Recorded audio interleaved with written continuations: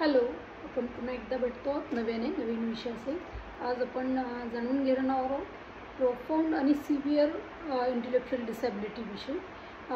बऱ्यापैकी आपण border line, mild, moderate या मुलांविषयी बऱ्यापैकी आपण आजपर्यंत माहिती घेतलेली आहे। तर हे मी जेव्हा व्हिडिओ बनवते त्यावेळी बऱ्याच वेळा माझ्या तोंडून ऐकलेलं असतं तुम्ही की सिव्हिअरिटी मुलांमध्ये जास्त आहे किंवा प्रोफाउंड इंटेलेक्चुअल डिसॅबिलिटी मुलांमध्ये आहे। तर ते म्हणजे ती मुलं म्हणजे नेमकी काय आहेत याविषयी आपण थोडक्यात जाणून घेणार आहोत। तर ज्यांचा बुद्ध्यांक हा 20 ते 34च्या दरम्यान आहे त्याला आपण सिव्हिअर इंटेलेक्चुअल डिसॅबिलिटी म्हणतो, आणि 20पेक्षाही कमी बुद्ध्यांक ज्या मुलांचा आहे त्यांना आपण प्रोफाउंड इंटेलेक्चुअल डिसॅबिलिटी असलेली मुलं म्हणतो।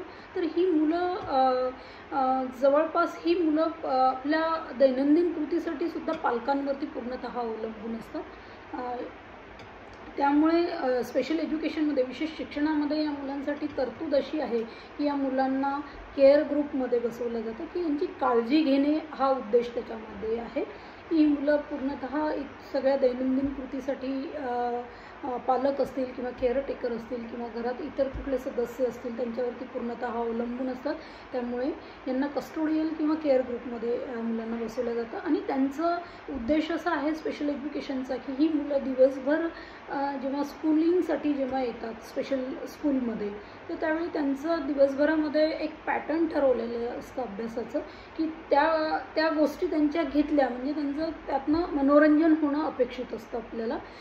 फार काही मूल त्यातनं आपल्याला शिकेल किंवा काही करेल हे अपेक्षित नाही, किंवा कारण कुठलंही व्यक्ती जन्माला आलं तर त्याला काही नसेल तर त्याचं दिवस जाणे, मनोरंजन होणे, त्याला थोडं प्रसन्न वाटणे, आनंद वाटणे ह्या गोष्टी जास्त महत्त्वाच्या असतात त्या सगळ्याच गोष्टींसोबत। तर त्यामुळे या मुलांसाठी विशेष शिक्षणामध्ये अशी तरतूद आहे की स्पेशल एज्युकेशन जेव्हा मूल घ्यायला येतं तर त्यावेळी त्यांचं एक पॅटर्न ठरवलेलं असतं की त्यांना कुठल्या थेरपीज देणं गरजेचं आहे। इतर मुलांसारख्या सगळ्याच थेरपी या मुलांना देता येत नाही, परंतु काही मुलांना एडियल ॲक्टिव्हिटी जसं की काही तुकडे दिलेले उचलून खाणे, मग ते पोळीचे तुकडे आहे, भाजीला पोळी लावून दिली तर तो तुकडा उचलून खाणे आहे, वरण पोळीचा तुकडा लावून खाणे आहे, किंवा पापड चिप्स वगैरे उचलून खाणे आहे, फळाचे तुकडे करून दिले तर ते उचलून खाणे आहे।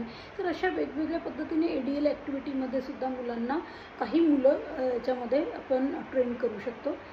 यांना स्पर्शज्ञानाद्वारे पण शिकवलं जातं, टॅक्टाईल सेन्स याला म्हटलं जातं।